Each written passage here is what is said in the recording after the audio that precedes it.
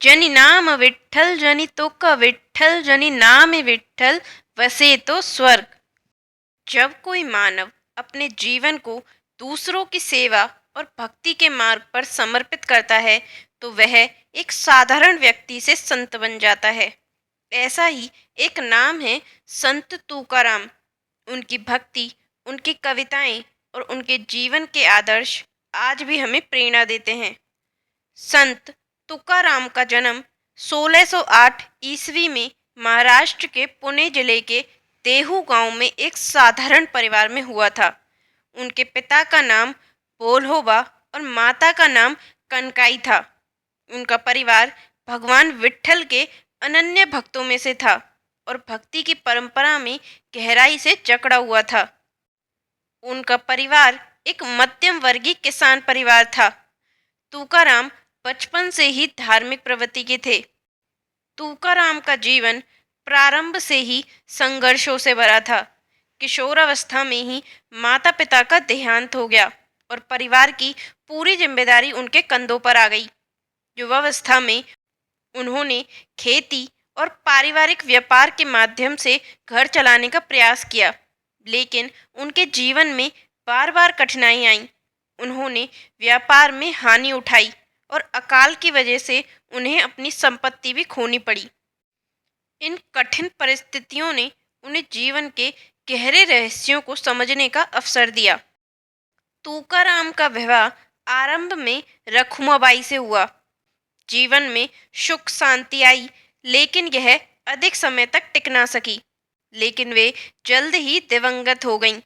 इसके बाद उनका दूसरा विवाह जीजाबाई से हुआ, जिन्हें उनके भक्त अवली के नाम से भी जानते हैं।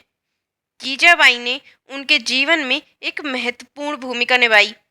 उन्होंने तुकाराम के भक्ति के मार्ग को समझा और हमेशा उनका साथ दिया। हालांकि तुकाराम के भक्ति मार्ग पर चलने की वजह से उन्हें अपने परिवार और समाज से काफ़ी विरोध झेलना पड़ा। दुर्भाग्यवश अकाल के कारण उनके 2 बच्चे भूख से मर गए। वह सांसारिक जीवन से मोहभंग हो गए और उन्होंने भगवान विट्ठल की भक्ति का मार्ग चुना। इस जीवन के दुखों से मुक्ति पाने का मार्ग केवल भक्ति है। यह विचार उनके मन में गहराई से घर कर गया। तुकाराम का झुकाव भक्ति की ओर उनके जीवन की कठिनाइयों के कारण हुआ। जब उन्होंने देखा कि सांसारिक जीवन में शांति और संतोष नहीं है, तो उन्होंने ईश्वर की शरण ली। वे भगवान विट्ठल, जिन्हें पंढरपुर के विठोबा के नाम से जाना जाता है, के अनन्य भक्त हो गए। उनकी भक्ति का मार्ग समाज के बंधनों और रूढ़ियों से अलग था। वे जाति और धर्म के भेदभाव के खिलाफ थे और मानते थे कि भगवान का प्रेम हर जीव के लिए समान है। उन्होंने भगवत गीता और पुराणों के सार को समझते हुए अपनी अभंगों के माध्यम से लोगों तक पहुंचाया। उन्हें लगता था कि भक्ति का अर्थ केवल मंदिर जाना नहीं है, बल्कि अपने कर्तव्यों को निभाना और दूसरों की मदद करना भी है।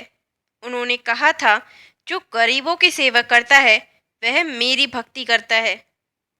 तुकाराम केवल एक भक्त नहीं थे, बल्कि एक समाज सुधारक भी थे। उन्होंने जाति पाति के बंधनों को तोड़ने का प्रयास किया। उन्होंने सभी को भगवान की भक्ति का अधिकार दिया, चाहे वह किसी भी जाति, धर्म या वर्ग का हो। उन्होंने अपने अभंगों में समाज की कुरीतियों पर कटाक्ष किया और लोगों को सच्चे धर्म का मार्ग दिखाया। उनका संदेश था, धर्म वह है जो इंसान को इंसान से जोड़े, ना कि उसे अलग करे। तुकाराम ने मराठी भाषा में अभंग नामक भक्ति काव्य रचने शुरू किए। उनके अभंग सरल लेकिन गहरे अर्थों से भरपूर होते थे। इन रचनाओं में भगवान के प्रति अनन्य प्रेम, मानवता की सेवा और आत्मज्ञान का संदेश होता था। उनके अभंगों का मुख्य उद्देश्य समाज को जागरूक करना और भगवान के प्रति भक्ति का संदेश देना था। उनकी कुछ प्रसिद्ध पंक्तियां इस प्रकार हैं। जनि नाम विट्ठल जनि तुक विट्ठल जनि नाम विट्ठल वसे तो स्वर्ग। संत तुकाराम का भक्ति मार्ग उस समय के समाज के रीति रिवाजों और कर्म कांडों के खिलाफ था। उन्होंने मूर्ति पूजा, जातिवाद और सामाजिक अन्याय का विरोध किया। इस वजह से ब्राह्मणों और उच्च वर्ग के लोगों ने उनके खिलाफ षड्यंत्र रचा। कहते हैं कि एक बार कुछ ब्राह्मणों ने उनके अभंगों को अशुद्ध कहते हुए इंद्रायणी नदी में फेंक दिया। तुकाराम इस घटना से विचलित नहीं हुए। वे भगवान विट्ठल की प्रार्थना में लगे रहे। कथा के अनुसार कुछ दिनों बाद उनकी सभा अभंग रचनाएं नदी के जल पर तैरती हुई वापस आ गईं। इस घटना ने उनकी भक्ति और विश्वास को और अधिक मजबूत कर दिया। तुकाराम का भगवान विट्ठल के प्रति प्रेम असीम और अवर्णनीय था। वे मानते थे कि ईश्वर के साथ संबंध केवल प्रेम और श्रद्धा पर आधारित होना चाहिए। एक बार तुकाराम ने अपनी प्रसिद्ध रचना में लिखा, हे चक्रपाणी तुझ सेवे छिठाओ, देह देहु जीवी। इस पंक्ति में वे भगवान से अपने तन, मन और जीवन को समर्पित करने की प्रार्थना करते हैं। तुकाराम की भक्ति इतनी प्रगाढ़ थी कि लोग कहते हैं स्वयं भगवान विट्ठल उनके सामने प्रकट हुए थे। एक बार तुकाराम ने 13 दिनों तक निर्जला उपवास किया और केवल भगवान विट्ठल का ध्यान किया।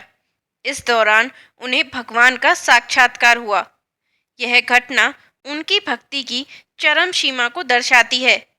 उन्होंने कहा था, भगवान विट्ठल मेरे पिता, माता और सब कुछ हैं। उनका नाम ही मेरी आत्मा का आधार है। कहा जाता है कि तुकाराम भगवान विट्ठल की मूरत से इतने प्रभावित हुए कि उन्होंने वहां घंटों भजन गाए। यह उनकी भक्ति का चरम था। संत तुकाराम के अभंग केवल भक्ति के गीत नहीं थे, बल्कि जीवन के गहरे दर्शन का वर्णन थे। उनकी रचनाएं साधारण शब्दों में गहरी बात कहती थी। उदाहरण के लिए, हे चिदान देगा देवा तुझहा विसरना वहावा। अर्थ है, हे भगवान मुझे ऐसा दान दो कि मैं तुम्हें कभी ना भूलूं। इन अभंगों ने लाखों लोगों के दिल को छुआ और उन्हें अपनी भक्ति के मार्ग पर चलने की प्रेरणा दी। तुकाराम का प्रभाव इतना व्यापक था कि छत्रपति शिवाजी जैसे वीर राजा भी उनके भक्त बन गए थे। शिवाजी ने तुकाराम से आशीर्वाद मांगा और उनकी शिक्षाओं को अपने शासन में लागू किया। यह दर्शाता है कि तुकाराम केवल भक्तों के संत नहीं थे, बल्कि राजाओं के लिए भी मार्गदर्शक थे। संत तुकाराम ने अपना जीवन भगवान विट्ठल की सेवा में व्यतीत किया। तुकाराम ने अपने जीवन के अंतिम समय में अपनी सारी रचनाओं को भगवान को अर्पित कर दिया।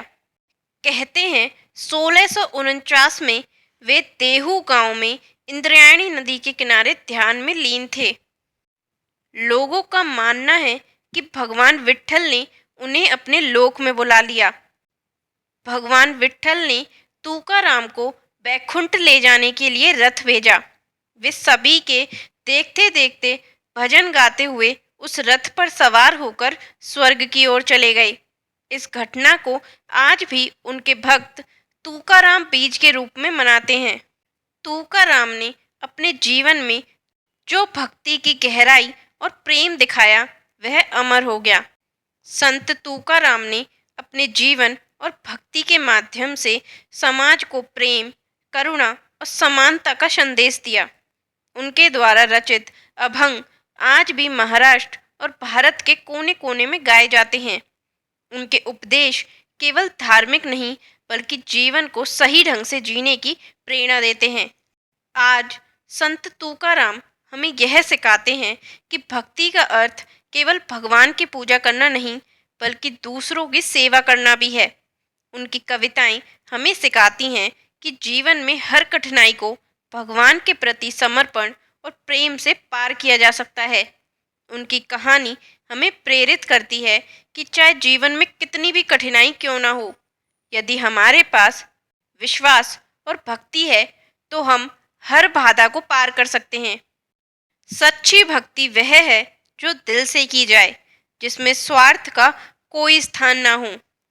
तो दोस्तों, अगर आपको संत तुकाराम की यह कथा प्रेरणादायक लगी हो तो इसे जरूर शेयर करें और इस वीडियो को लाइक करें और इस भक्ति के संदेश को हर किसी तक पहुंचाएं। हमारे चैनल को सब्सक्राइब करना ना भूलें।